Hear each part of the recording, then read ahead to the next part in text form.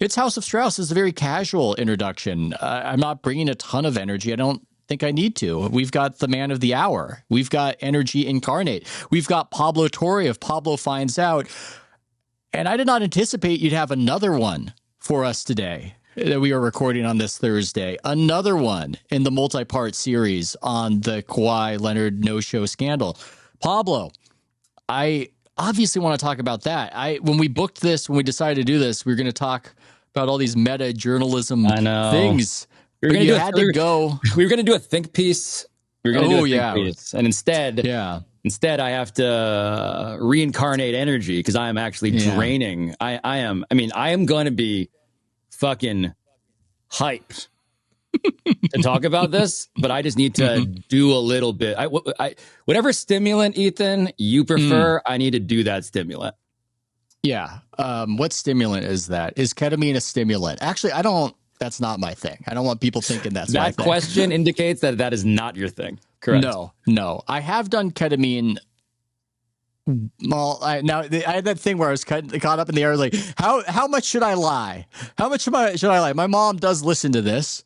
I am nearly a 40-year-old man, but how much should I lie? What should I say about that? I would say about ketamine that is not my thing. I actually have a theory about ketamine, Pablo, which is I think it appeals more to coders. I think it's more...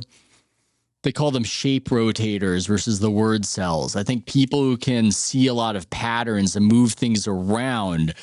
I have no statistical basis for what I believe right now, Pablo. I have none, but this is what I think. This is why I think an Elon Musk likes the ketamine. I think they're seeing all sorts of cool things and they're rearranging the Rubik's Cube of reality. And for me, I just felt very wigged out and out of control and did not enjoy it. Not for me.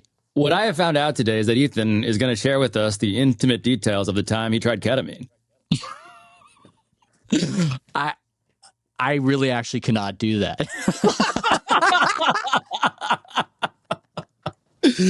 Ethan has fallen off the screen. I've never seen Ethan like this, for the record. I've never seen him fall off the screen realizing, oh no, on my own show, I have just opened a door beyond which I actually don't want anyone else to enter. Well, this is how he does it, ladies and gentlemen. George Smiley of Tinker Tailor Soldier Spy peering into the eyes of the adversary with this opacity that just draws the information out of them. That's how he reported this story, folks. First of all, that's right. Let's steamroll past the K-hole.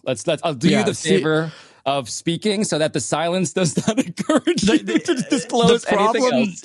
The problem with the K-hole, Pablo, is the house of the person that I was in the K-hole at. And that's the issue. That's when the self-censorship kicked in right there. The number one rule of K-hole club, of course, is, we all know how that goes. Yeah. Fair. Yes. Fair. Anyway, where was I on this? We were supposed to talk about another K-hole, the Kawhi Leonard hole. Look at that professional segue right there, sir.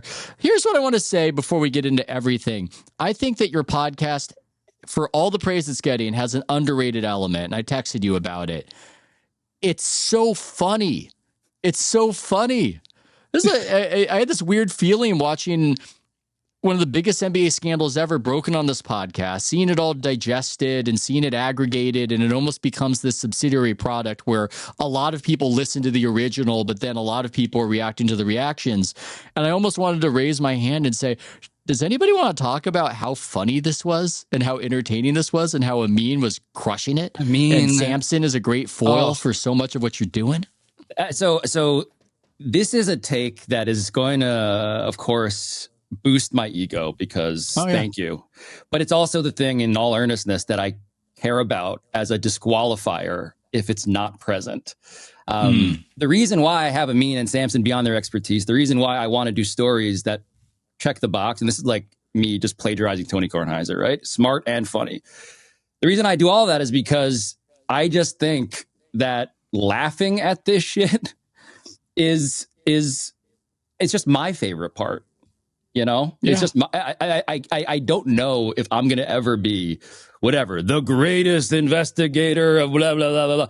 But in terms of just like, can I do that, but make you really, really like belly laugh sometimes at Amin and David Sampson, who are both, by the way, intentionally and unintentionally funny, respectively, often. That to me obviously is like, you mean Amin as the unintentionally funny one. That's that old knee slapper Sampson knows what he's doing. Anyway, that's right. No, but look, but it is casting, right? Like we're also casting. We're also trying to do the thing of like, and for those who are not familiar with my show, I'm not gonna whatever. I'll belabor it as much as you want me to. Yeah, but like the premise of like, hey, here's a mystery box. Inside of this, Amin Al-Hassan genuinely doesn't know what's inside, but is like signed up to be recorded. Like we're doing a podcast prison experiment, is part of like the, I want to put people in positions to succeed. And if those people are funny, like now, I mean, cause look, we're now just going to gas up Amin for a second, but like Amin off the cuff, Amin prepared is a very qualified professional. Amin, who's just like rolling in, like riffing, that's the version of Amin Al-Hassan that you want, I think. Yeah. And that's the part that we got.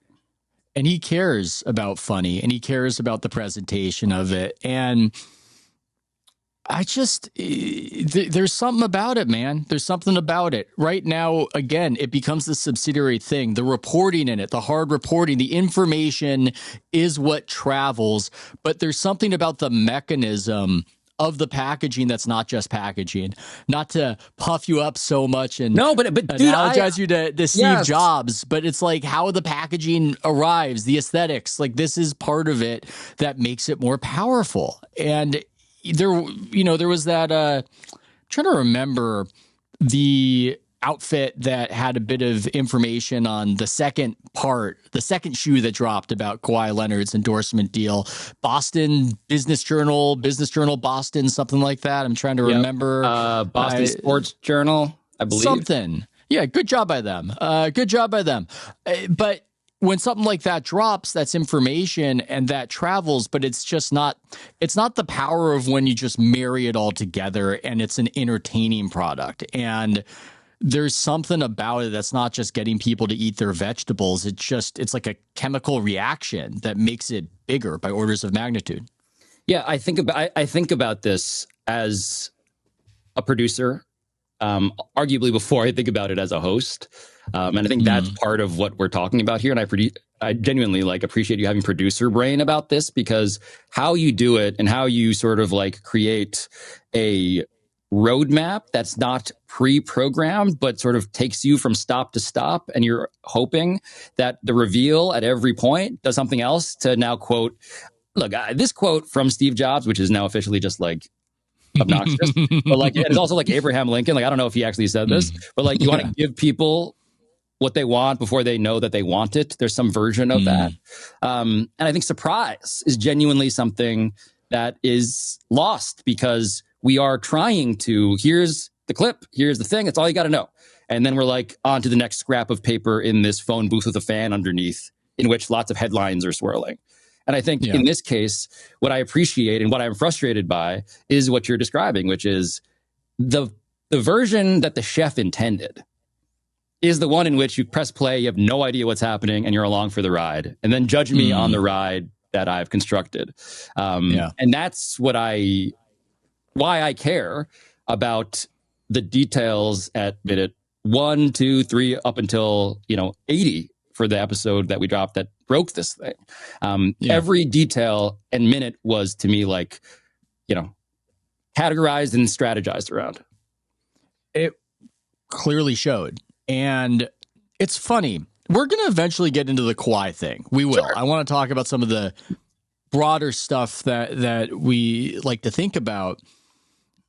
You had that tete-a-tete with Bill Simmons on his podcast, and I want to know more about what that experience is like to have your reputation to an extent put on trial like that. But in a way, I was almost bored with the idea of your defense of yourself, because I felt it almost didn't need it. I felt like curiosity, that's fine. That's its own defense. Maybe it's prurient, if I pronounce that correctly. I actually don't think I do. I don't think I did. But yeah, Close enough. if it's a little bit tawdry, whatever, it's your curiosity. When I see you interview the guy who was at St. Andrews and had the 19th hole on his back and marker and was naked and with John Daly won with the arrow and all of that, and you just found that guy. I see that interview as of a piece with the Kawhi Leonard story. I see it as what happened. I'm curious about what happened. I'm following my interest. Maybe my interest resonates you, and you are similarly interested. So to me, what is journalism? I don't know. I can't define it, but I think that's a great impulse to honor, and it's working out splendidly. Yeah, I think contagiousness is what I think about. Am I interested authentically? I've done jobs where I've had to gas up my own interest because that's the job.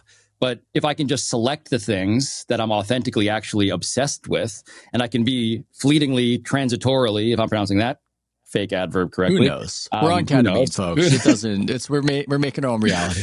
We're in a transitory K-hole. Yes. I am somebody who wants to just make sure that in a show with my name in it, people feel that I chose this with genuine, sincere excitement. And the more that that's real, the less work I have to do as a producer, because now I'm just like talking to the man who's the greatest streaker of all time. Or I mean, it's just like I thank you for just like liking that episode, because it's just we do shows that are like we do 3 times a week, and they're just shows that we care about even more, arguably, than the ones that go viral. And those episodes, this is like the co-founder of Aspiration saying that there's an MLK quote that is lesser known that he's into. Yeah, to quote I'm into the MLK B side. Right. Yes. Like I liked him before he was cool. So in that regard, yes, that is my bird watching episode. That is my greatest streaker of all time episode. Those are the ones where it's like, this is for us. And the more that we can introduce people to it, then that's, to get back to Simmons, that's the happy byproduct of why, frankly, like inadvertently, I have come to do these multi-part investigations into things, which is not a function, I would say, of so much like, oh boy, we're getting the clicks. It's like, I think this is resonating with people and I love it. And I think I now can get people to realize the style of show that we do, which is why I'm legitimately like, will someone please, well, notice me senpai, notice me producer, right? Like, can someone please just acknowledge, like, we're doing stuff beyond, old guy gets boner for young woman, you know? and with Simmons, it was, I'm happy to talk about it. But the basic premise was, with him, with Mark Cuban, with anybody who challenges the finer details or the big picture concepts of the stories, I just care about and know so much about these things, generally speaking, that I'm happy to spar. Because it's home court for me. Like, genuinely, it's like, I've done all the work reporting it. Like, you want to challenge me? Please, I'm happy to hear it. I did not know that about you. And obviously we've met in a variety of states, not the ketamine, but different altered states. I knew you were smart. Right. I didn't know you were, I feel like James Lipton. I'm just lavishing you with praise. Like, I didn't know you were tough. I didn't. Not that I would have assumed otherwise, Pablo. I don't know if I knew that. Oh, I don't know. Look, so what was it like to walk into Simmons' studio? I was like on the way to the airport, by the way. It was like my way home to LAX. I have a suitcase to bring it in. And I don't want to like over dramatize this, but like, if you watch the video, like my foot's tapping, like I'm kind of like amped. Like I did high school debate, you know, and that was whatever it was. I have now marked myself as like, you know, I'm in the tribe with Ted Cruz and others such people who've like practiced that. But the debate about your own reputation, that's a different. That's what was different. Is that I was like, frankly, a lot of it, not to be equivalently therapy couch with you, with your blue cards inside the podcaster studio. But like, I felt like it was a thing of, if I don't stand up for myself, I've made a choice around what kind of person I am, because I have the conviction. Do I have the courage of my convictions? And I'm glad that I found out, not to pun my own goddamn show, but like, I'm genuinely glad that I discovered like, oh, Yeah, this is Mays. Mays posted a Chiron saying Pablo found out he was tough. It is. Some people would mock it. Some people would mock the idea because they would think, look, physical courage, that's the real courage. And, somebody running into a burning building, obviously, that's a different kind of thing. But this is the performance. There's performance anxiety to it. And I think people have a lot of problems when it comes to talking about themselves in public, and especially now. I think there was less self-awareness in the past, but now everything you do or say can get picked apart. And credit to Bill. That's perhaps the biggest sports platform that we have. Yeah. And he was questioning you. And it's a weird thing. It is a weird thing, Pablo. I'm sure you thought about it, to have this conversation with Bill Simmons that somebody's supposed to win. Because I was listening to it and you guys are being cordial and at times are agreeing, you're having a conversation, but you're supposed to win. There's conflict. That's a strange thing to manage. That's very odd. It would almost perhaps be easier if it was more overtly adversarial. Yeah. Yeah. Oh, look. So as a consumer of like cable news and various debate formats, and a participant at times in such formats, although a lot less than I attempted to at one point in my life. I know the ways in which some debate shows exist to get the clip. It's like Scott Jennings comes out and he has the clip, and I don't know what the rest of that show is like. I just know that millions of people see him get the clip. I've only seen it on social media. I've never sat down and turned on CNN and watched that show. But I know that that's kind of the point is to get the clip. And so, by the way, I'm always sort of detecting that. Like if Bill wanted to get the clip, I'm like waiting for like, where's the moment? So you're playing that, which is not super healthy as a human sort of consideration day to day, but you're sort of aware of that. But then, yes, in terms of like, am I going too soft on this? Or am I supposed to be the guy who is like demanding, whatever? Does stiffening your spine mean that you need to punch? And I'm also generally like, the reason, by the way, that you didn't know that I had this in me, so to speak, and I didn't necessarily know that I had it in me, so to speak, is because my general disposition is like to be a good hang. That's generally my gravitational, like sort of direction. And so, I'm trying to figure out how to be combative without abandoning who I actually am, I think, as a person. Yeah. You can't be too overt with it. You can't say, listen, Bill, your favorite coach is an old pervert. People want to know. It matters. Yeah. And by the way, also, like, similarly, is this the sort of, and I'll just be very candid in terms of like what's on the table. It's like, am I trying to end him? And I thought this was Mark Cuban, right? Like there are things in their past where it's like, it would be very uncomfortable for you to have to answer to this to me. And I'm the guy who finds out stuff. Am I just going to read you the worst things you've written? Am I going to cite from, in Mark Cuban's case, scandals from days gone by? Like these are all available to me if all I want to do is just like go for a bunch of kidney punches and figure out like what happens next. So I consider that too. And ultimately, spoiler alert, didn't go for either of those in either case, while also trying to feel like, guess what? I feel like I'm glad I did it. My favorite moment in it, and it was months ago, so you might not even remember any of this. You might have been in a fugue state, was when you put it to Bill. Bill mentioned Belichick. They're both Bills, so it's confusing. Simmons mentioned Belichick doing these TV spots, and you put it to him like a poker re-raise, and you said, do you think any of those were good?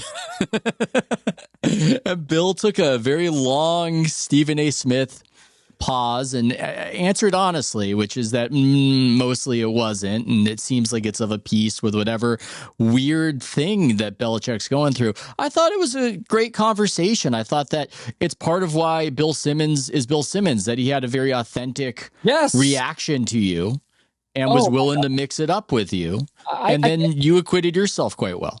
I came away thinking, like, I don't know, again, like, I always just want people to listen to the episodes and like make a judgment based on that. And I don't know if Bill or Mark Cuban I'm pretty sure they didn't before the conversation, but something in both of them, and I'll give Bill more credit here because Bill has been doing this to a degree that is objectively just unbelievable and impressive, right? Like his content radar, whatever it was, said, this is a good idea to have this guy on, to have this particular conversation. And whether or not that justifies the strategy and whether or not that was the optimal strategy, he was just right. It was good content. And I came away thinking, like, I am grateful for him doing it. And I don't even mean that in like a condescending or like super maudlin way. I just think he had a nose that this was a good idea. And I think we're both glad we did it. Yeah. And a lot of people took shots at him. So it's this thing where you're almost a crash test dummy for your own content in a way, because his position was the less popular position, I think. Maybe more popular within New England. I don't know. But your position, your perspective that seemed to have more support on the internet, that's something I might not have the stomach for if I was, and maybe that's why I don't. That's one of the many reasons why I don't run a large media brand with a bunch of employees. The idea that I'm going to sacrifice some of my reputation, I'm going to be the main character on the internet today, but it's all good and it's all content. I might be too neurotic for that, Pablo. That's tricky. Look, I didn't come up as a columnist, right? Bill did. A columnist, as a matter of psychology, I think, courts some amount of like, I fundamentally must not care about getting everybody to like me because I am in the business of provocation. I think there's some of that.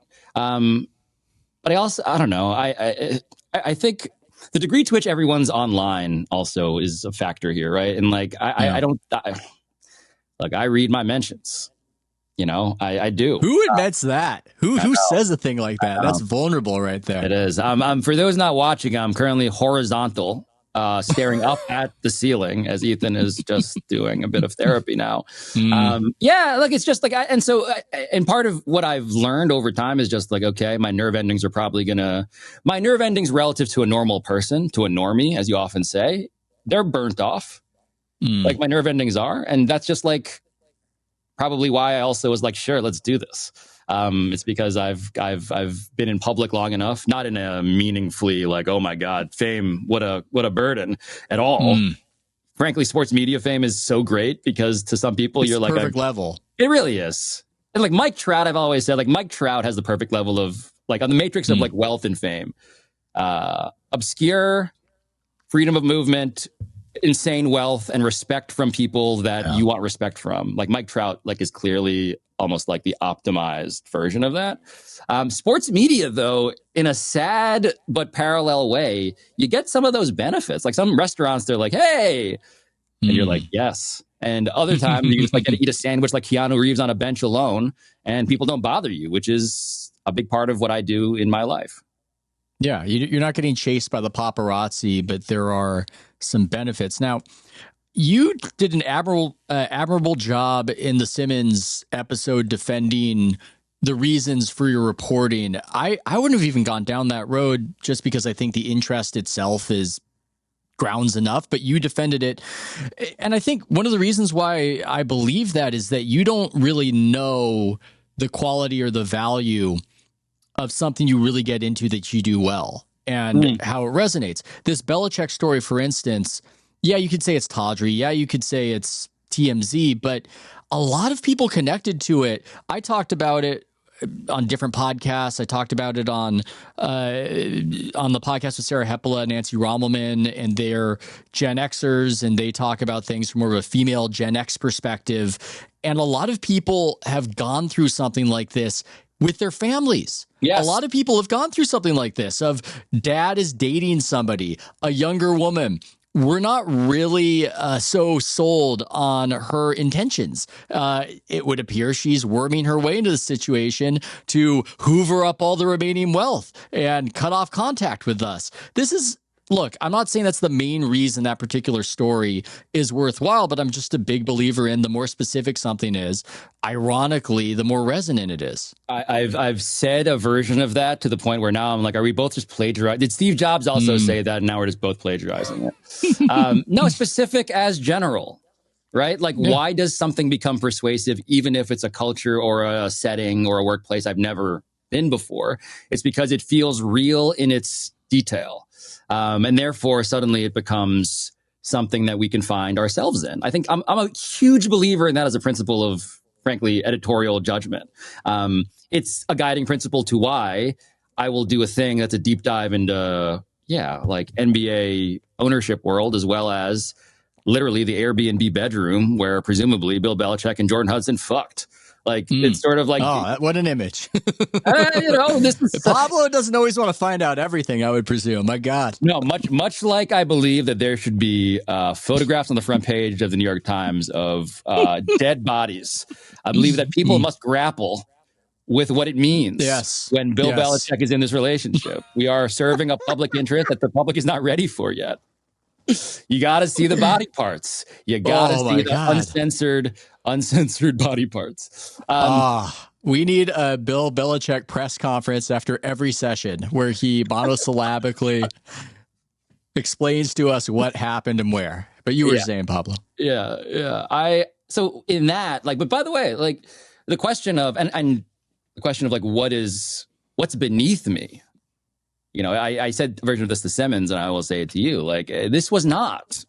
It was. I defended it. So, for instance, I believe that there's an argument that can be made from the sort of high-minded, from the high ground of like, no, this is, if we consider sports important, Bill Belichick definitionally, if he's not important, who is? Like, when does it become interesting? And I think interesting is, as you sort of like sussed out, we share that. Like, that's kind of the barometer for whether I want to do this thing. And now I'm doing a show, as you are, with your name in it. And like, just judge me on my own interests. If you don't find it interesting, then like, that's fair. That's a fair thing to respond to the choice I've made.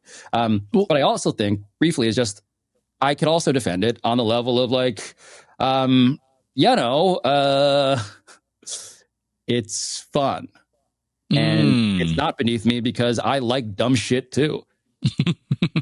And it's making headlines for a reason. I think interest is one thing. I think where you've really capitalized is mystery.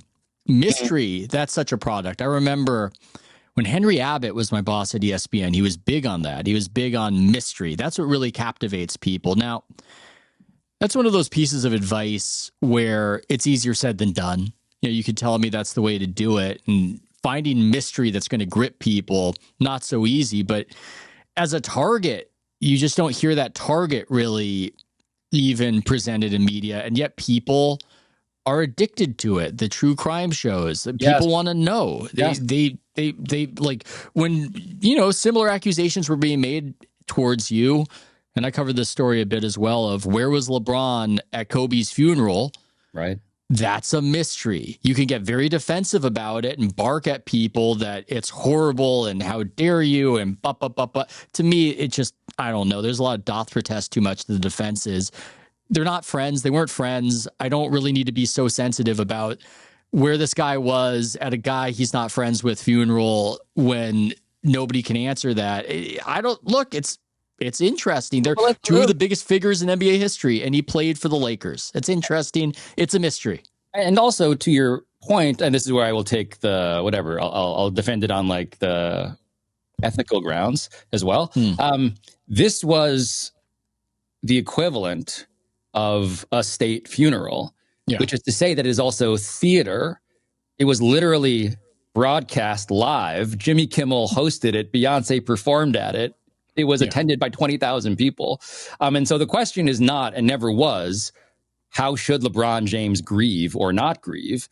It was the mystery, as you put it, of why did no one see him if he says he was there? Yeah. And given the panopticon of Staples Center at that moment, and given what I had been hearing, clearly what you had been hearing, clearly what Stephen A. argued with LeBron about on national television, in various forms, both sort of like lip reading and then as a function of like him making the claim on First Take. The fact that no one, short of you and a couple of others, were like, this is weird, left a mystery that's like, at that point, it was low-hanging fruit because it was so obviously a mystery that people didn't want to solve. And so look, the mystery thing, true crime, I'm curious your theory about this. Why do you think people have gravitated to true crime as a genre in a way that is just beyond dispute? It's metrically one of the most popular genres that exists in the online economy.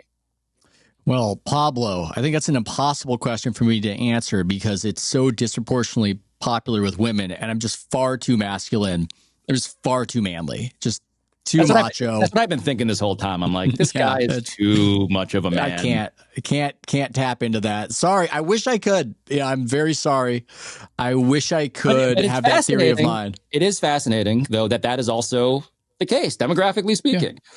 Yeah. And so what is, and again, not to be so people maybe have heard this take before, but like, yeah, what is sports for us?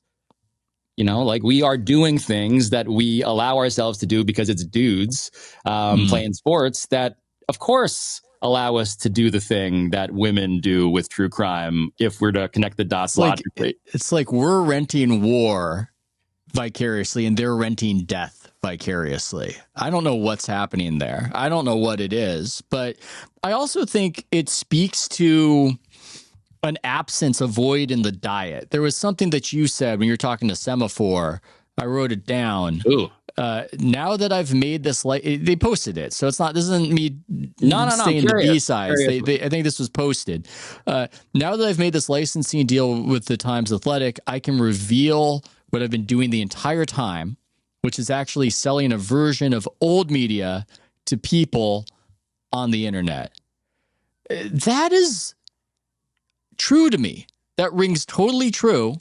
And then the following question is, where the hell did the media that people wanted go? Why were we told a story that there's no money in this? I don't think you have a staff of 100 people, Pablo. I don't know how many people you employ. My staff of about a half dozen is currently exhausted in ways that in which that observation is a compliment and also like a problem. Like, yeah, we're probably biting off too much sometimes. But yes, to your point, not close. Yeah. Yeah. What you're doing is profitable. People want it. People want mystery. People want these things. And when I was working for Henry Abbott, he had a theory of the case that if you have original reporting that you weave into a narrative, that's the stuff that pops and goes crazy viral. And we saw it happen. We saw it happen again and again and again. That these stories we get. The metrics were real. Your metrics. Yeah. Steph Curry Under Armour thing was like the number one story for that reason. Well, thank you, Pablo. I appreciate you saying that. But yeah, it wasn't just that. There were other things too that formula worked. And then ultimately, for a variety of complicated reasons, or some would argue, and especially a meme would argue, not so complicated reasons. Very simple, linear very simple reasons. Very simple reasons. We were all fired. But if that model works, then why was just the mantra and the assumption on all fronts that this model can't work? Nobody has the attention span for this.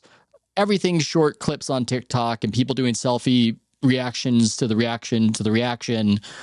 What the hell? I mean, you're doing an amazing job, but why so few people doing it? I think people mistook the inability to scale something for the lack of market potency for those who can actually execute it, even in a small batch way. So like True Hoop, the premise was we're not going to like churn out one of these so frequently that it feels like the model for the rest of the site. It was, we're going to zag, and people just stopped zagging. Like, genuinely, it was sort of like the economics of this as a thing to scale and replicate across the industry.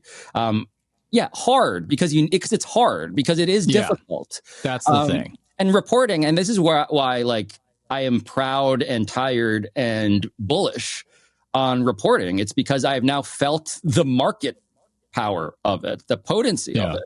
Like, it's that thing of mystery. Like, hey, there's something that you didn't know. Guess who else has it? No one. What are we looking to do? We're trying to cut through, right? So the levers on cutting through have always been, or always is a stretch, but in recent times when it came to like, how are we optimizing media? The sort of theory of that was, we need to go where the people are, because it's a fool's errand to bring them over to where you want them to be. Yeah. And what you're realizing is that over and over again, whether it's a Substack, whether it's a weird podcast that is 4-hour fucking episodes, like it's been disproven. And the only thing is that not everybody can get away with it. You can't automate it. You kind of need to be good at it. That's the problem. There's no hack. There's no hack. There's no hack. There's no Ozempic for this. You're going to have to exercise a lot and eat your vegetables and have the talent to run a marathon and everything else. I mean, look, this is the feedback I get the most from people is they want me to do more reporting, and I should. And I'm going to try to do more reporting. But my simple answer as to why not as much, it's so hard. It's really hard. It's really hard. So hard. And I felt this in every story I've done, and it consumes me, and I see my family less, and I'm obsessive now about like trying to do the thing of here's the scoop, but here's the story in the Henry Abbott, by the way, in the Sports Illustrated, in the ESPN, the magazine, in the literally any magazine you've ever read sort of a way of like, it's not bullet points, it's story. And the whole thing of like, I'm doing what old media used to do, but I'm selling it to a new generation. It's also literally what like the first humans did. Yeah. We're narrative creatures. We're story absorbing machines. That's what we want. Yeah. We're reading stories have value. We're reading the shadows in a cave and we're saying, look at the stars. That's a guy with a belt. Look at that graphic shadow that Pablo just drew of Bill Belichick and his young girlfriend. This is just what a cave drawing. Yeah, look at Orion's dick is what I'm saying as I gesture grandiosely at new media. I just there's stories, and again, the more specific, the more resonant, and you've had your third part of this whole Kawhi saga up, and I apologize to anybody listening that thinks we should have done more exposition. Look, just listen to it. This is a big story. We can't get in. For nothing. I apologize for nothing. Yeah, but here's how I see Steve Ballmer. This might be the main difference of opinion I have with you. Please. in what you've done. It's not a factual difference. It's more in terms of perspective, is that you refer to him repeatedly as the greatest investor of all time. And there are some metrics to support that. And I just view him as a sad William H. Macy character in a Coen Brothers movie. That's what I view him as. I view him as a man driven by desperation and humiliation who thinks he can get away with something to get his reputation back. That might be unfair. You've put in more phone calls than I have, but I don't know if I disagree in a key way. And I don't want to just get along here as a matter of just like, I want to be friendly. I think when I say he's the greatest investor of the last 20 years, quoting the Acquired podcast, I should admit that like a big part of that is because he held Microsoft stock.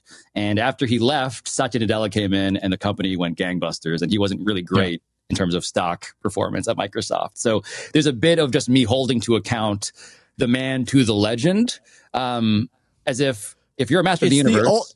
It's like a Greek myth. It's just the ultimate irony. I'm sorry to cut you off, but yeah, it's this, you will become incredibly successful, the greatest investor ever. What do I have to do, gods, to do it? Well, you'll have to look like a big old derp who was terrible as CEO of Microsoft. You need to ultimately let someone else be way better at this than you.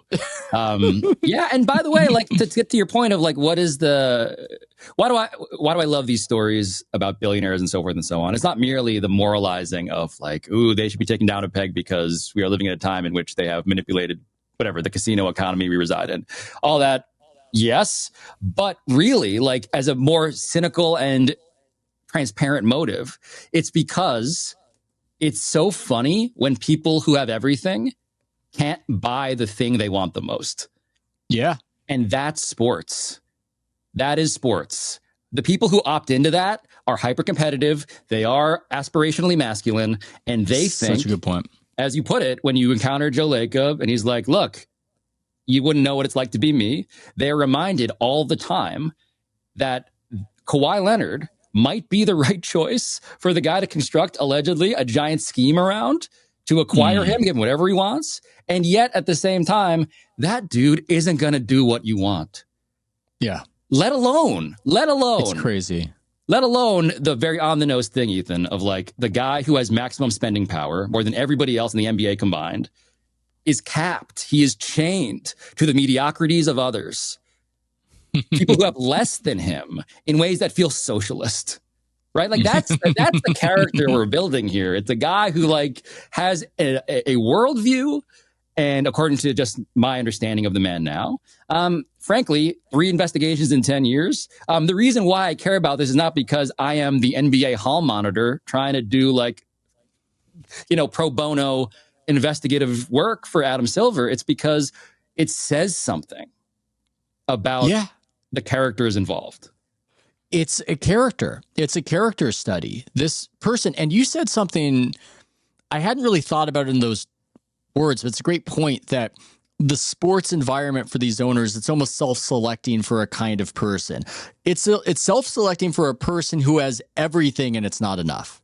Yes. And I hadn't really thought about it in that way. I always thought about it more like, well, if I had billions of dollars, it might be fun to own a team. I think that's how a lot of us might view it, but it's also stressful, and you're a public person and you get mocked for your failures. And so if you have everything, you've got billions of dollars and you want to enter this game, it means that what should have filled the void has not filled the void, and it's selecting for a particular kind of person in many instances. It's selecting for the void. It's people who think that they can fill it with something that feels like, and by the way, folded into this, of course, is the vanity and the celebrity and the exclusivity. All of that is true. It's also competition. Like, something I think about Silicon Valley all the time is the way in which there is a real overlap in the Venn diagram of the most successful founders, tech CEOs, and athletes. And it's competitiveness. They want to win. And these are both extreme ecosystems that, in this case, you have, again, the central overlap would be a guy like Steve Ballmer, who has to prove himself. And you wrote this, and I think you're onto something.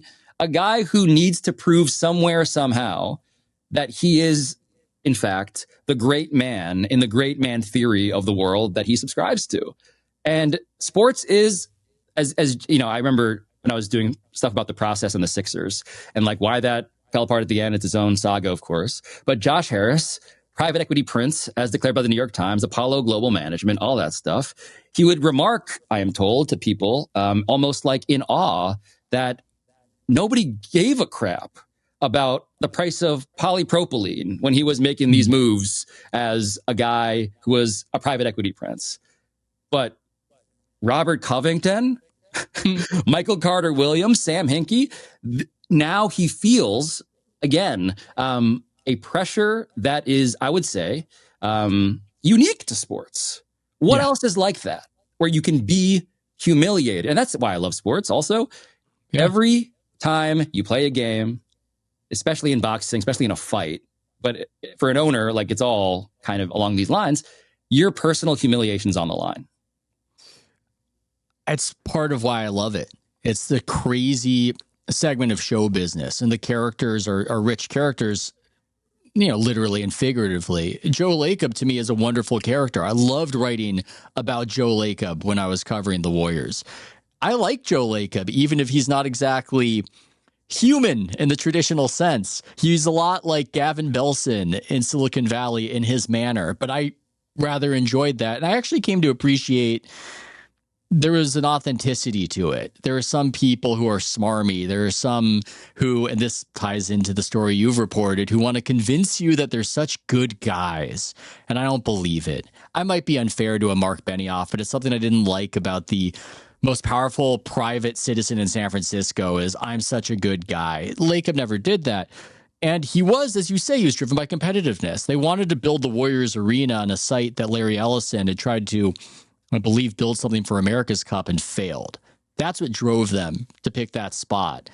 They ultimately didn't build there because it was impossible, and they failed as Ellison failed. The other thing that you mentioned that's so just fascinating to me and became a topic I started to get into when I was writing about the Warriors, is how these all-powerful dudes who get these teams are just trying to put themselves in the position to be at the mercy of a Kawhi Leonard.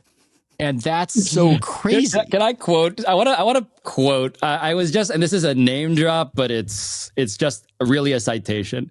I want to quote, and I don't even, maybe he'll be mad, but I was, for an episode that we're is this coming out today or is this coming out? Do you know when? We're not fancy like we just put him out immediately. Oh, great! We don't dress him.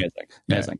So tomorrow's episode is something that will necessitate me doing this, which is reaching out to the co-creator and co-writer of Chappelle's show, Neil Brennan. Oh yeah, I've gotten to know, and Neil was texting me a couple of things about the Clippers thing. He's in LA. He goes to Clipper games, all this stuff. He's an NBA fan. First off, he leaves, this is not the thing I'm quoting for the point here. But his first text to me this morning was, I just hope the team ends up back with Donald Sterling. Heart eyes emoji. And then I get to talk to him about the thing I was talking to him about originally. But what he says, and this is his theory, is like, quote, NBA owners are such fucking dorks. Like watching a bunch of guys trying to get laid in Vegas. And the players are like strippers. And the point is not to denigrate the players. The point is to establish that there is a disconnect in what the owner thinks this is and what the professional who's there to get paid thinks this is. And you can imagine and fantasize about how you are there because you really like each other's company. In reality, Kawhi Leonard is transactional in a way that owners, I think, are ultimately still coming to grips with. Like, yeah, I'm sorry. Like, you're not going to be the cool guy that you think. The cafeteria, the hierarchy of the cafeteria cannot be upended because you got real rich. I just keep on returning to that as like, the more you try, the less cool you actually are in a way. And I say that as somebody who's not like, whatever, prom king. I just see it. I'm just like, I just see that. You're forever a nerd. And that it is transactional. It is transactional. I'll share something. I believe the statute of limitations has run out, and I can share stories from the locker room that are nearly a decade old. I've been waiting. Finally, yes. No, I remember you and Andre Iguodala doing ketamine together. We're finally going to get there. That would be crazy. I would not want to be in a K-hole with Andre. I love Andre, but he's relentless and so caustic. I need somebody less judgmental is what I need. But maybe we could be in a K-hole and talk golf. I feel like I could get something out. Anyway, okay, I'm getting distracted. I remember Draymond's first contract was coming up, and he had this great game, and Joe Lacob came into the locker room and was talking to him, but leaves. And we say, Draymond, hey, what was Joe telling you? What was he saying? And he's like, oh, he's saying he loves me. And we go, well, what do you think of that? And he goes, I don't trust that motherfucker. We'll see how much he loves me this summer. And that's how it is. Which, maybe they do love each other now, folks. I'm not saying their relationship is fake. It's easy to love somebody when they're paying you a lot. I think maybe Sam Bankman-Fried's relationship with Tom Brady was quite affectionate. I loved those videos.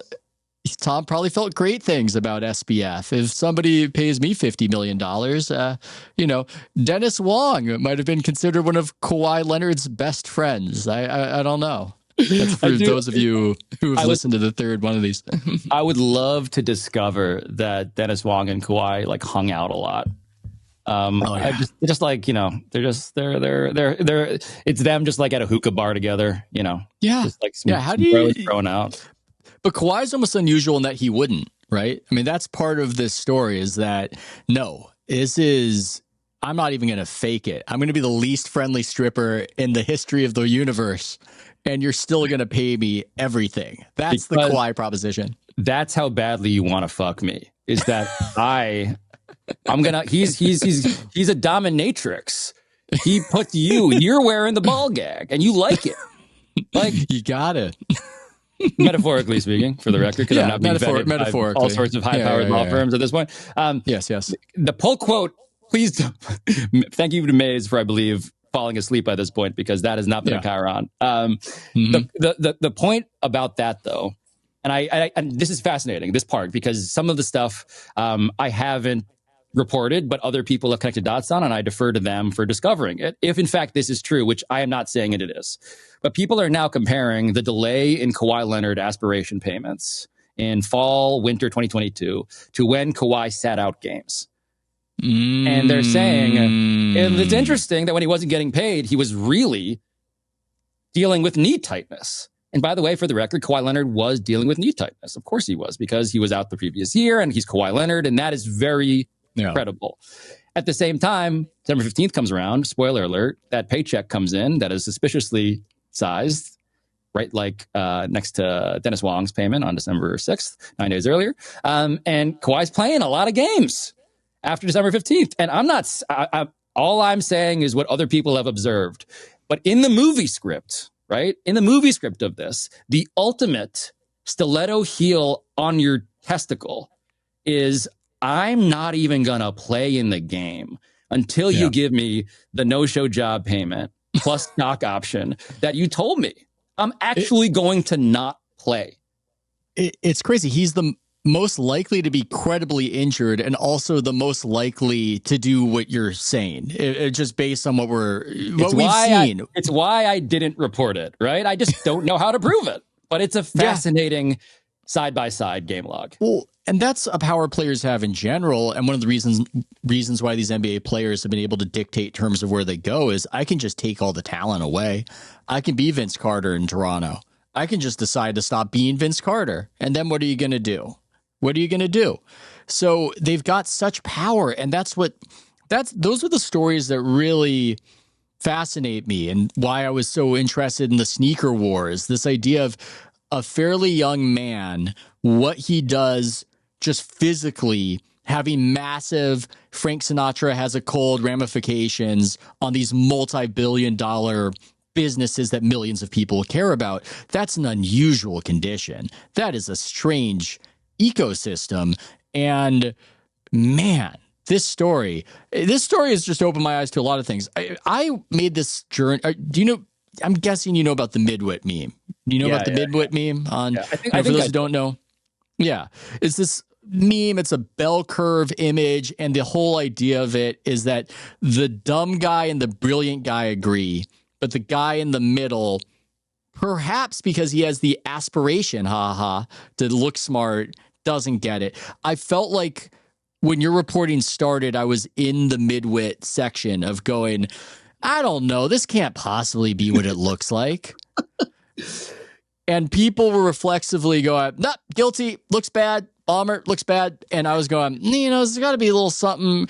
And then over the course of the reporting, there's more and more bomber, guilty, like more phone calls. And then you reach, could you feel people making that journey over the three-part series? Absolutely. And Mark Cuban, by the way, the argument we had was fundamentally about what excuse could there possibly be? And a lot of it was, I think, this presumption that could it really be this dumb? And the Coen Brothers part, I think I returned to because it's not simply, a Coen Brothers movie is not simply, look at this idiot. It's look at this idiot in a whole Rube Goldberg device in which he is navigating with varying levels of awareness. And I think the way that this story is complicated but quite clear to me, my worldview on this, where I stand today, open to new reporting and refutation and all of that, but my view of it today, State of the Union, is that Steve Ballmer was in fact scammed by aspiration. So are many others. And the people went to federal court and they pled guilty, Joe Sandberg and Ibrahim Al-Husseini, for wire fraud, and that is true. What also happened, though, according to my reporting, is that Steve Ballmer was trying to use them, partner with them, actually, trust them to deceive the NBA. And what he did was choose the wrong pliable, to quote Tom Brady, pliable partner that would seemingly be down to do anything, because what Steve Ballmer did not care about was actually money in the way that you might logically prioritize. He cared about doing the thing he wasn't allowed to do, the thing that he knew he might be investigated for one day after being scolded by it, after the rules changed, the Uncle Dennis rules post 2019. He is preparing, I believe, per my reporting, to be investigated again. And the question is, how can you be prepared at every level to abide by the letter of the law while also, and this is, I think, part of the close to the sun dynamic, while also get paid and profit at the same time. And that's where it's sort of like the great man theory of fuck you. It's, you say I can't do this. I am going to do this, seemingly, and I'm going to make money on doing it. I'm going to partner with this company. It's going to go to a SPAC. I'm going to get $300 million over 23 years as a sponsor. I'm going to do it under the noses of everybody who thinks that I'm not the great man that you think. And I think it's fascinating. It's so interesting because there has to be a level of self-deception there. We can, I suppose, from the outside say, dude, you are never pulling this off with a company that flourishes and thrives. But who are we to say that? We haven't run massive industries. We don't know. Maybe we're naive. Maybe this sort of thing happens all the time, and a company that starts off fraudulent somehow gets its sea legs later. But yeah, the problem here is that you couldn't do this with a real company. This wouldn't pass muster in a real company, I don't think. I don't think any real company, when you escalate it at Target and you go, hey, how is our sponsorship deal with Kawhi Leonard going? Will we pay him tens of millions of dollars to do nothing other than remain a Clipper? How's that going? Let's, we got to check in on that. It's just not going to happen. It can only happen in a place of scammers. And so when he's saying I got scammed, it's but I mean, I don't know. See, that's interesting. I feel like if you think about his defense with Ramona Pablo, he's tapping into the authentic part. I think that's that's a very perceptive theory. He can say that and have it not feel like lying, throwing out all the allegedlys. We're speculating. If this thing looks like what it looks like, he can do it because that part's real, and that part can coexist with the circumvention. But then it's, how could you not see the first part coming when they're letting you circumvent? And that's what the federal government may have interest in. Frankly, like, I'm not saying that I know the answer. No. What did you know and when did you know it? What should you have expected? What did you expect? What did you tell other people as a matter of encouraging them to trust this company? Because part of your valued aspiration was, in reality, you were the flagship investor. Your imprimatur was the thing that got, in the timeline, Ballmer signs up, brings in $50 million personally. In the emails you provide, he is the one who is helping develop business. He is a reference. He is arranging meetings with the CEO, the head of Intuit, and Joe Sandberg, the guy who pled guilty to wire fraud. The point being, this is where it's FTX. So the whole point of sports, to get back to actually what we're talking about, the through line here, is that it provides such a level of audience and presumed credibility, because anytime you see something in an arena watched by so many people, you're like, clearly this must have been vetted. Clearly. Yeah. And yet over and over again, FTX sponsors the Miami Heat arena, and the NBA basically does negligible betting. MLB puts FTX on the chest protector of the umpire. What is more on the nose metaphorical than that? And so you have just these examples of like sports washing in a just objectively useful way. And Steve Ballmer putting aspiration as the founding partner on the back of the seats courtside, signage everywhere, eventually on the jersey. It's also him saying to everybody, Drake, Leonardo DiCaprio, Robert Downey Jr., Meta, the Red Sox, all these entities, I vetted this. And so I believe that Steve Ballmer was scammed based on my reporting. What other people have been telling me that they're very curious about, and I want to be very careful because this is reporting and not speculation. they wonder, former employees of Aspiration, what they wonder is, did he really have no idea that he was partnering with a scam? If he had this level of influence and connectivity to the founders. And maybe, rightfully, he didn't. Maybe. I mean, this is another aspect of the story that is resonant to me, or just human, was that this particular era, for whatever reason, I don't know what to call this era, by the way. It's like the latter pandemic era, or the early post-pandemic era, or pandemic Biden era. Yeah. Whatever that era was when we were watching the Super Bowl and every other ad was a crypto company ad, whatever era that was, where we have at least two major scams that appeared to get one over on people by presenting themselves as not only profitable, but of an elevated morality, that you're not only making money, but saving the world. Yes. And you wonder if that extra element, it should make you more skeptical. It should do the reverse of what it does. When somebody's telling you that this is lucrative, and it's lucrative in part because it's morally elevated, I have concerns about promoting my sportspredict.com non-gambling prediction site and leaning too much on this element, though I do like it. But if I was presenting it as, I don't know, in these grandiose moral ways, this sort of thing, that should make people more skeptical, but it appeared to do the opposite. And you wonder if maybe Ballmer self-scammed because this was so virtuous. Is that crazy to think? No, I think these are all reasonable theories as to why he feels and is a victim.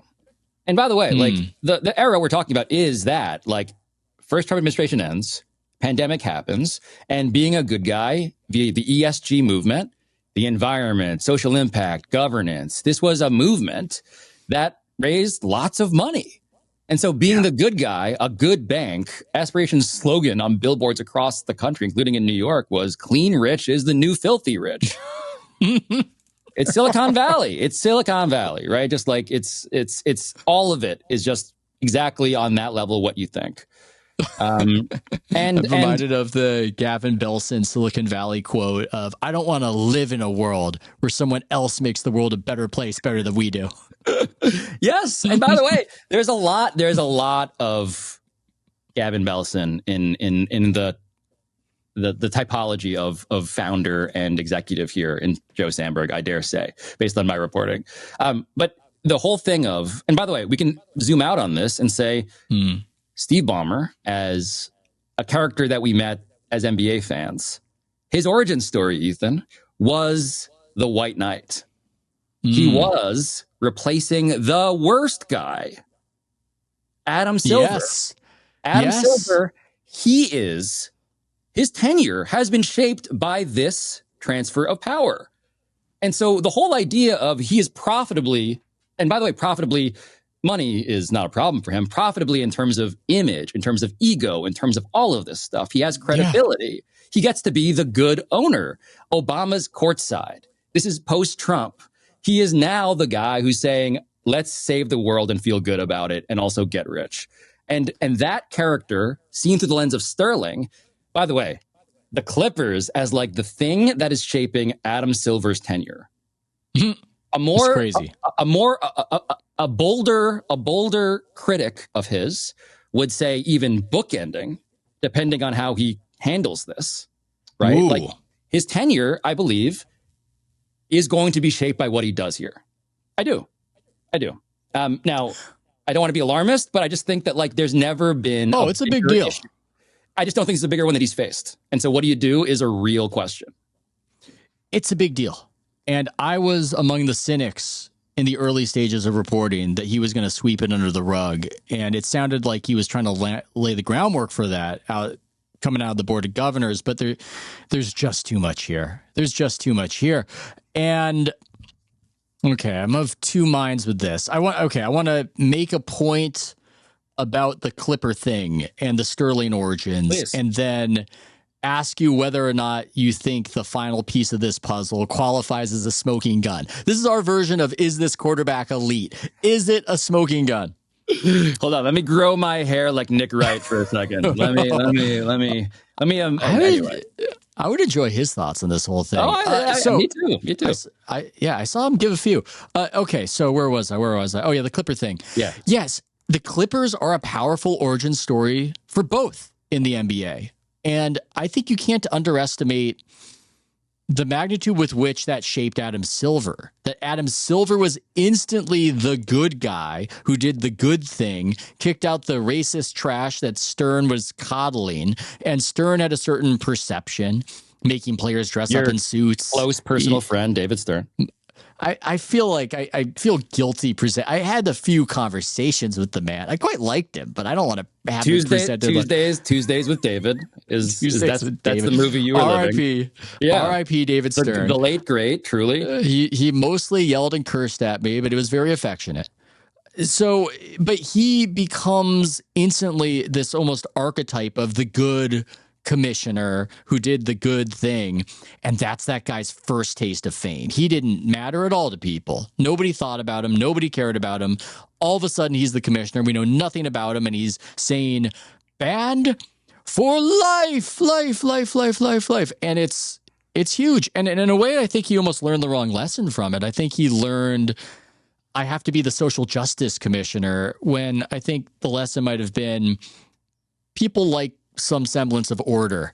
And crazy ass Donald Sterling with his, all the racist, insane stuff he was doing. You just can't have that in your league. You need to find a way out of it. But then it creates this dynamic where Steve Ballmer kind of saves Adam, and Adam kind of saves Steve Ballmer. Steve Ballmer wants a team. It's hard to get into that club. Adam facilitates that. And so you could say that Steve owes Adam, but Adam needed somebody right then and there who'd buy the Clippers. That was a mess. And set a record price. Yes. Market setting in the NBA. The more I learned about this, and I don't want to get over my skis here, but like Steve Ballmer's value to the NBA is that he sets market prices. Naming rights deals, sales of anything. The more that you have the richest owner in all of sports in the world setting the price for something, I don't know. It seems like it's a useful thing. Now, but to the point about like the lesson Adam Silver learned by his introduction to the NBA, I think is really interesting, because he did also learn the lesson of how good it feels to be adored. Yes. And so if you were to be intoxicating. And by the way, that's where David Stern, his nerve endings were sawed off, right? David Stern was to his ear doing, he was Stone Cold Steve Austin at the draft. Just crushing beers against his forehead and whatever. Like, he didn't care about that. He cared about, I would say, growing the game globally, marketing. He was not naive. He was very cunning, actually, about sales. But in terms of like the personal adoration of what it meant to be a villain and how that felt, it's just funny that Adam was the guy who learned at his knee. And yet David Stern had this seemingly imperviousness to public relations, relatively speaking. And Adam seems to be so reactive that when I talk to people around basketball at the ownership level, as well as the executive C-suite, this question is not a matter of law, because the CBA has a law, a rule. It's not a real law. It's a rule. It's a collectively bargained rule about direct or circumstantial evidence that, as we explained in the episode, must also require some rational, this is a quote, a rational explanation as to why this deal was this way. And so episode 1, to me, it's an unprecedented tonnage of evidence to make a ruling. Frankly, that's just how I saw it, based on that standard. I'm just picturing Adam Silver, Board of Governors, next board. You're like, we did some focus groups, and it turns out that Kawhi Leonard was more of a charismatic spokesperson than we had known. And that's why me made this point when we were taping the first episode. We were like, sort of like in that refractory period of like, what do we just do? Like, was this good? And he was like, part of what he loved about it was that this story required everyone to be like the maximum version of their own characters. Yeah. And so Kawhi Leonard being the worst, least desirable spokesman is why it's also the funniest possible guy to do this. And Steve Ballmer with Adam Silver, again, in this sort of like play, this Shakespearean kind of like drama, Adam, I think, and again, I don't want to psychoanalyze him. I don't know him personally in that way, but I can tell you that the thing people say, getting back around to my point, the thing people say is that he is reactive to public relations. And that is a through line through the things that you personally have long criticized about the league. That is a through line to the origin story of, I think, what Donald Sterling, that saga felt like. And it's going to be the thing that presents him with a crossroads. Like, what do you do with this? And how do you put a finger in the wind as evidence is amassing? And people are saying, I'm just going to be more bold and own it, as I am observing and reporting, it's just clearly the biggest decision you've ever had to make. I have some sympathy for him. I do. Sure. I think being exposed to that exact kind of fame, that just has to do something to somebody. I think it's easy for us to abstractly describe it, but to be adored in that way as your entryway. Contra Goodell, by the way. Contra Roger Goodell. Indeed. And it's a tricky situation that reveals the game as well, because I think that we often mischaracterize commissioners and we describe their power, we underrate it, because you'll often say they just work for the owners. They're just the meat shield for the owners. And to a degree, they do. They could be voted out, like the CEO can be voted out at a lot of companies, but they don't tend to be. They tend to stick around for decades, and they bully certain owners, and other owners they keep as their allies. And one of the ways they do this is that when an owner is brought into the fold, he owes the commissioner. He owes him. He wanted in. Not everybody gets to be in. It's not just about how much money you have. That's not the pure way it happens. So you owe that commissioner, and Adam has his allies. They're the new money guys. They're the Viveks. They're the Steve Ballmers. And I mean, does this break some sort of covenant? I don't know what they do. I don't know how they... I don't know if it's like the Joe Smith deal and they write it down on a piece of paper, or if there's some sort of eyes wide shut ceremony. Right. I don't know. But part of what you got to do in this situation, if you're playing fair, is severely punish Ballmer if this is what it looks like. And that breaks the unspoken deal, perhaps. Yeah, I think a safe way to put this is...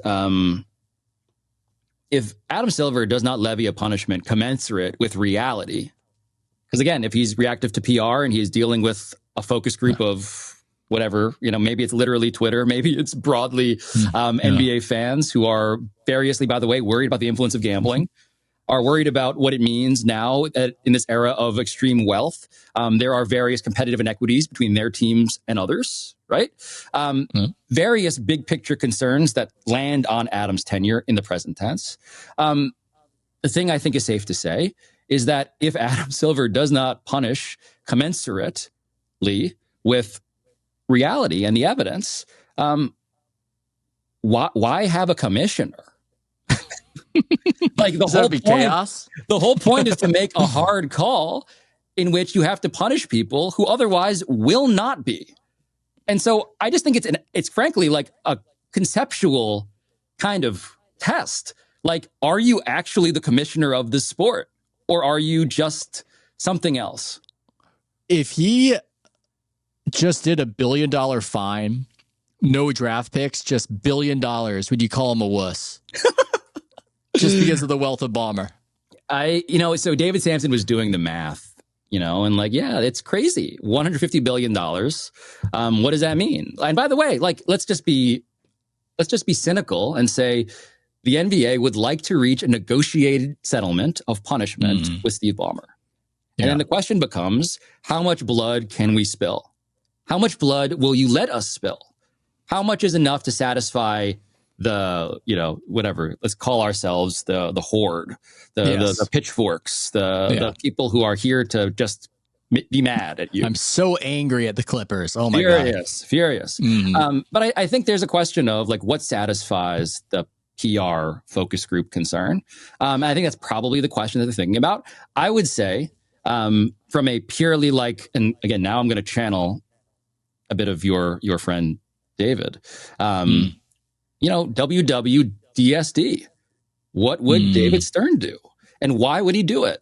And I think there's probably something, not to sound like what you are, Ethan, which is a conservative Republican, Oh my God! Is that my internal monologue? Is that my internal monologue, or is that Pablo? It's hard. His voice is similar to mine. But what I'm saying is that like some amount of order feels useful when the whole point here is to preserve anything resembling plausible competitive integrity. And so when I say, are you a commissioner? What's your job here? It feels like the actual job that we all want as a culture of sports, let alone a business of sports, is to plausibly believe that there's a level playing field. And I do wonder if that's real.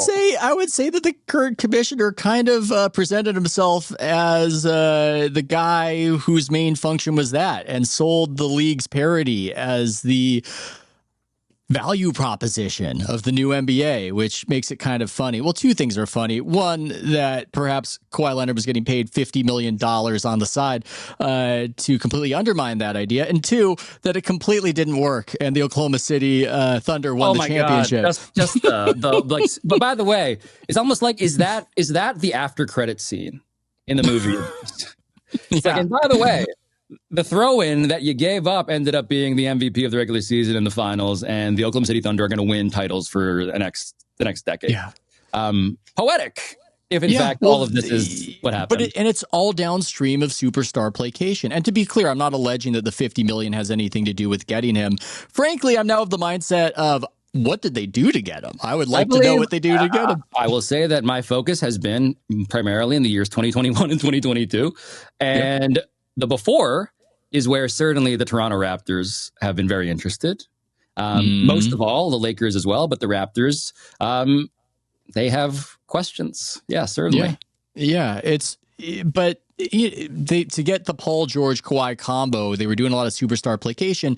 They didn't want to give up SGA. I know one of the guys in that front office was sick over it, but it's downstream of everything for the talent, everything for the talent. Okay, well, we've established you're not seeing your family enough, so we need to get you out of here eventually. Let's end on, as I knock over my water bottle dramatically, let's end on this. I keep hearing this phrase, smoking gun. I believe Adam Silver said the smoking gun. It almost seems like a phrase people use to not have to reckon with what's there. That's something I've found about it, where like, what is this hypothetical abstract proof smoking gun? Although you could say in the Joe Smith instance, there was a note. It was written down, smoking gun. Is Dennis Wong the minority owner of the Clippers? And what you reported, in your estimation, is that the smoking gun? Effectively, absolutely yes. And the reason I say effectively, just because and by the way, what Adam said at the Board of Governors press conference was, by the way, and this is a fair point by him, it was clever, a smoking gun itself is circumstantial. You see the smoke. It's not like trying to make the sale as hard as possible. Then. So again, well played, a good take. Yeah. What I would say though is that keep in mind that with what Steve Ballmer was doing, right, this is my theory of the case. And I think this is borne out by the evidence. Big picture, 1,000 million foot view. The guy, I probably should have mentioned this at some point in the origin story, was the guy who was running a little company called Microsoft. Oh yeah. In which anti-competitive regulations were not quite pressing when he was leading the company, according to various reports and in government investigations. So just his worldview around actual federal law, useful backdrop. In this case, he is punished in 2015 for DeAndre Jordan, $150,000 because of this Lexus thing he wanted to arrange. 2019, as you discuss, investigation, nothing, no punishment. Now in the present tense, because of this thing, I believe that if you see this story through the lens of where is the email in which he wrote, I'm circumventing the cap, and there's a thumbprint, you're doing the thing that Steve Ballmer knew he, of course, should not do. So it's almost like a given that wouldn't exist. And so the exercise here logically in this detective game is not where is that email or where is that signature? It's how do you prove it absent that? And what Dennis Wong is the most documentary sequence of events that you could imagine, given the larger context, which is defying rational explanation, which was in episode 1. The Dennis Wong thing is 1.99 million comes in at a time when no one else is he has never invested. Companies defaulting, blah, blah, blah, all that stuff. CEO, president, general counsel, lawsuits, and they're disclosed. The whole thing. There's the independent auditor who had resigned. That's disclosed to him in the contract, right? So he has zero alibi for not knowing. Plus his daughter works there. Plus Steve Ballmer's blah, blah, blah. You get the point. I'm just as Amin said, the reverse of insider trading. Having somebody there, knowing the company's going down and plopping a couple mil into it. It's such a good line by Amin. Such a good line. And so rational explanation, right? So he puts it in. 9 days later, Kawhi Leonard, who's months late, because, spoiler alert, the money they raised from Steve, the $50 million, the money they raised from everybody, it's gone because it's a scam, right? And so at that point, in comes the money. 9 days later, out goes the money, 1.75 million to Kawhi Leonard. And so from a pure, just like what happened here, I don't want to be condescending when I say that this feels like an IQ test. I'm just like, what do you think happened? And we can play defense attorney for Steve Ballmer, but if your standard is there's no paper with a signature, it's literally missing the entire premise of what he attempted to do. I'm just going to go out on a limb and say it doesn't look good. Doesn't look good is what I will say. That's my profound bow that I'm tying on this particular. It's just one of my favorite stories in general. It is a Coen Brothers movie. It really is. And I wish I knew more about old Dennis Wong, too. Did you mention in this context, look, you have to listen to Pablo's podcast for all the details that he was Steve Ballmer's Harvard roommate in 1975. That's doesn't look great. Do you know what it takes for me to investigate an Asian guy who went to Harvard, who works in the NBA? Let my ethnic bias be a guide in terms of how real I think this story is. Yeah, it was the meme of Wesley Snipes crying while pulling the trigger right there. Oh, boy. Well, Pablo, man, great stuff. Congratulations. Thank you. You deserve a nap and many plaudits. And hey, I always give people the opportunity to plug things on the outro, but this thing is kind of plugging itself. It's kind of plugging away. It's kind of like the fan fiction I write about Bill Belichick. Something's getting plugged. Pablo.show like the 19th hole. Yeah, like we could keep doing dismounts for a long time off of this conversation. But yeah. Indeed, man. Like a 19th hole, like a K-hole, like the hole inside like a of Howard Cosell kind of like that 19th hole. I'm so tired. I'm so tired. Take a nap, man. Great stuff. Thanks, man.